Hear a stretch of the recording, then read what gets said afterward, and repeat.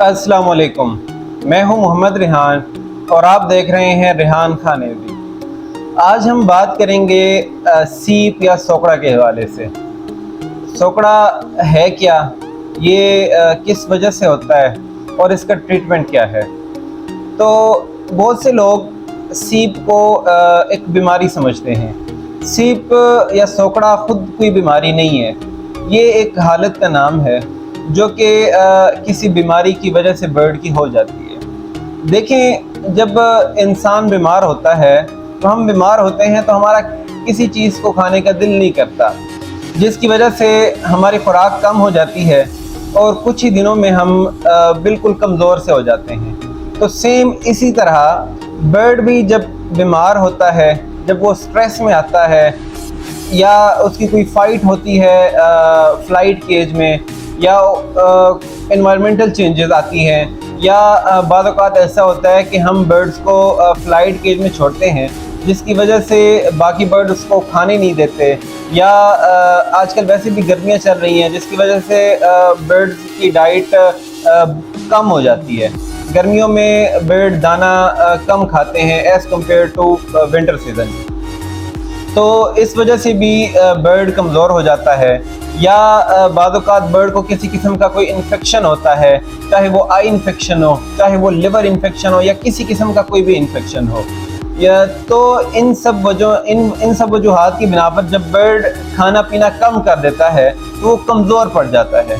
जब कमज़ोर पड़ जाता है तो ये पहला अलार्म होता है, पहली बेल होती है, जिसको देखते ही हमें समझ जाना चाहिए कि बर्ड की हालत अब ख़राब हो रही है। उसी वक्त हमने उसको ट्रीट करना है। देखें, बर्ड कभी भी बीमारी से इतना जल्दी एक्सपायर नहीं होता जितना जल्दी वो खाना पीना छोड़ देने की वजह से होता है। बीमारी की वजह से वो खाना पीना छोड़ देता है, और खाना पीना जब वो छोड़ देता है तो वो कमज़ोर हो जाता है, इम्यून सिस्टम उसका मज़ीद वीक हो जाता है, और बीमारी या किसी किस्म का कोई भी इन्फेक्शन जो होता है वो उस पर असर करता है और वो बहुत जल्दी एक्सपायर हो जाता है। तो सोकड़ा एक हालत का नाम है, ये बताते खुद कोई बीमारी नहीं है।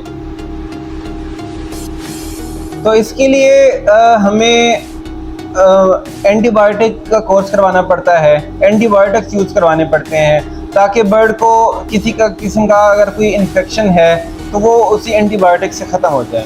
देखें, बहुत से दोस्त हमारे जो न्यू फैंसियर्स हैं और पुराने भी हैं, अक्सर बीमारी को डायग्नोज हम सही तरीके से नहीं कर पाते, जिसकी वजह से हम तुक्के लगा रहे होते हैं, खुद से ही एंटीबायोटिक का कोर्स करवा देते हैं या किसी किस्म की कोई और मेडिसिन यूज़ करवा लेते हैं। तो यहाँ पे भी हमने एंटीबायोटिक का कोर्स करवाना पड़ता है ताकि अगर बर्ड को किसी किस्म का कोई इन्फेक्शन है तो वो उससे ख़त्म हो जाए। तो एंटीबायोटिक्स बहुत ज़्यादा पाए जाते हैं मार्केट में, काफ़ी तादाद में अवेलेबल हैं। जो सबसे बेहतरीन है और महंगा है वो ट्रिपल सी है, विटाफार्म की प्रोडक्ट है।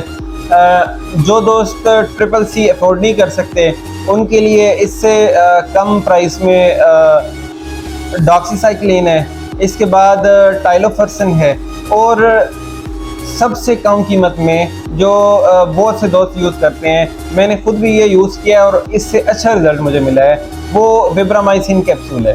ये आपको किसी भी मेडिकल स्टोर से बासानी मिल जाएगा। इसके अलावा लाइजोविट सिरप है, लाइजोविट सिरप भी आपको बासानी मेडिकल स्टोर से मिल जाएगा। इसके बाद तीसरी चीज़ जो हम यूज़ करेंगे वो जेटिपार है। जेटिपार लिवर के लिए है। अगर बर्ड को लिवर का कोई इशू है या लिवर का किसी किस्म का कोई इन्फेक्शन है तो वो जेटिपार उसको कवर कर लेती है। विब्रामाइसिन एंटीबायोटिक है। लाइजोविट जो है वो भूख बढ़ाती है और बर्ड को ताकत देती है। तो बर्ड को जब भूख लगेगी तो वो ऑटोमेटिकली खुराक की तरफ, फीड की तरफ मुतवज्जे होगा और वो डाइट लेगा। तो ये मेडिसिन जो मैंने बताई हैं। हाँ, इसके अलावा एक स्पार्क है, स्पार्क भी यूज़ कराना है बर्ड को। ये किस तरह यूज़ कराना है, ये हमने हैंड फ्री के थ्रू भी यूज़ कर सकते हैं, और इसके अलावा हमने इसको पानी में भी इसका सोल्यूशन बना के बर्ड को यूज़ करवाना है। सबसे पहले तो जो बर्ड सीप की हालत में है हमने उसको एक छोटे से केज में शिफ्ट कर देना है। बड़ी फ्लाइट में अगर हम उसको रखेंगे तो वो ज़्यादा उसको उड़ना पड़ेगा, जिसकी वजह से वो मज़ीद कमज़ोर होगा। हमने उसको अलहदा कर देना है एक छोटे से केज में रख के, और उसको हमने एक पानी के बर्तन में, अगर हम ज़्यादा बर्ड्स को यूज़ करवाना है तो 1 लीटर पानी में 1 से 1.5 कैप्सूल विब्रामाइसिन का, 1 लीटर पानी में 1 से 1.5 कैप्सूल विब्रामाइसिन, 5 ml लाइजोविट, 5 ml जेटिपार, ये चीज़ें हमने यूज़ करनी है। और स्पार्क भी 5 से 7 ml हम यूज़ कर सकते हैं। ये हमने बर्ड को पानी में 5 दिन तक इस्तेमाल करवाना है।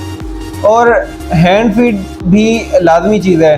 जिस भाई को हैंड फीड बर्ड को करवाना आता है तो वो हैंड फीड लाजमी करवाए। और हैंड फीड का मतलब ये नहीं है कि हम उसको ज़्यादा हैंड फीड करवाएं ताकि हमारा बर्ड जल्दी से सेहतमंद हो जाए। अगर ज़्यादा हैंड फीड करवाएंगे तो वो ऑलरेडी वीक है और उसका मैदा इस चीज़ को बर्दाश्त करने के काबिल नहीं है कि हम उसको ज़्यादा से ज़्यादा हैंड फीड करवाएं। उसके लिए हमें चाहिए कि हम ज़्यादा से ज़्यादा 2 ml, इसे 2 cc भी कहते हैं, वो हैंड फीड करवाएं। हैंड फीड किसी भी अच्छी कंपनी की लेनी है, सेटाकस की है, केटी की है, ट्रॉपिकन की है, जो भी आपको अवेलेबल हो। उसमें 2 ड्रॉप्स लाइजोविट के, 2 से 3 ड्रॉप्स स्पार्क के, थोड़ी सी क्वांटिटी विब्रामाइसिन कैप्सूल की ऐड करनी है। कैप्सूल में जो पाउडर होता है वो उसमें ऐड करना है। और जेटिपार के 2 से 3 ड्रॉप्स यूज़ करने हैं। इस सब को अच्छी तरह मिक्स करके, और ये हमने बर्ड को हैंड फीड कराना है। बर्ड को हैंड फीड कराएंगे तो इंशाल्लाह ताला वो बहुत ही जल्दी रिकवर करेगा। इससे ये होगा कि बर्ड को फीड भी मिलेगी और उसका मेडिसिन भी उसके जिस्म में उतर रही होगी, जिससे ये होगा कि बर्ड जल्दी से रिकवर करेगा। साथ में हमने पानी में भी ये मेडिसिन उसको यूज़ करवानी है। 5 दिन का कोर्स करवाना है इस चीज़ का। 5 दिन के बाद एंटीबायोटिक्स बंद कर देने हैं। एंटीबायोटिक्स का 5 दिन का कोर्स इनफ है। उसके बाद भी अगर आपको लगता है कि बर्ड स्टिल वीक है और उसको मज़ीद इम्प्रूवमेंट की ज़रूरत है, तो फिर ये करना है कि स्पार्क हमने वैसे ही यूज़ करवाना है, लाइजोविट भी यूज़ करवाना है और जेटिपार भी यूज़ करवाना है। हमने सिर्फ और सिर्फ एंटीबायोटिक जो है वो, चाहे आप जो भी यूज़ करवा रहे हों, विब्रामाइसिन है या ट्रिपल सी है या टाइलोफर्सन, कुछ भी है, वो आपने रोक देना है 5 दिन के बाद। उसके बाद पानी में सिर्फ और सिर्फ उसको 1 लीटर पानी में 5 ml लाइजोविट, 5 ml जेटिपार और 7 ml स्पार्क, ये यूज़ करवाना है। इंशाल्लाह ताला बर्ड सोकड़े की हालत से निकल आएगा। और एहतियाती तदाबीर के तौर पर, यानी कि हमारे बर्ड्स बिल्कुल एक्टिव हैं और हम चाहते हैं कि हमारे बर्ड्स सोकड़े की हालत में ना जाएं, हम अपने बर्ड्स को इन चीज़ों से बचाएं। तो उसके लिए ये करना है कि बर्ड्स की डाइट का बहुत हद तक हमने ख्याल रखना है। अगर हमने बर्ड्स को फ्लाइट केज में छोड़ा हुआ है तो उसमें हमने इस चीज़ को यकीनी बनाना है कि सभी बर्ड्स इक्वली दाना खा रहे हों। बाज़ औक़ात बहुत से दोस्त ऐसे करते हैं कि बड़ी फ्लाइट केज में 1 या 2 बर्तन दाने का लगा देते हैं, जिससे तमाम बर्ड्स दाना नहीं खा पाते, जिसकी वजह से ये होता है कि जो बर्ड दाना नहीं खा पाते वो दिन ब दिन कमज़ोर होते जाते हैं। तो उसके लिए हमने ये करना है कि अगर बड़ी फ्लाइट में हमने बर्ड्स छोड़े हैं तो हमें 4 से 5 बर्तन में फीड डालनी पड़ेगी, जिससे ये होगा कि तमाम बर्ड्स को दाना खाने में आसानी होगी। दूसरी बात ये कि हमने बर्ड्स को अच्छी अमाउंट में प्रोटीन और मल्टीविटामिन वगैरह उनको मुहैया करनी है। वो प्रोटीन आप चाहे दाने में कैनेरी की फॉर्म में उसको दे रहे हों, चाहे आप उसको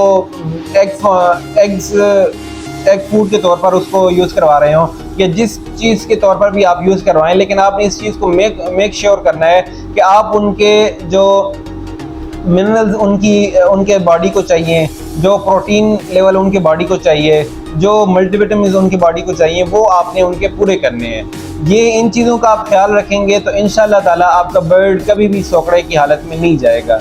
और ये जो ट्रीटमेंट मैंने बताया है, ये जो कुछ मेडिसिन मैंने रिकमेंड की हैं, ये अल्हम्दुलिल्लाह मैंने खुद भी यूज़ किए हैं और मेरे कुछ दोस्तों ने भी यूज़ किए हैं और अल्हम्दुलिल्लाह ताला इससे हमें बहुत अच्छे रिजल्ट्स मिले हैं। और ये काफ़ी सस्ता इलाज भी है और बहुत मौसर भी है।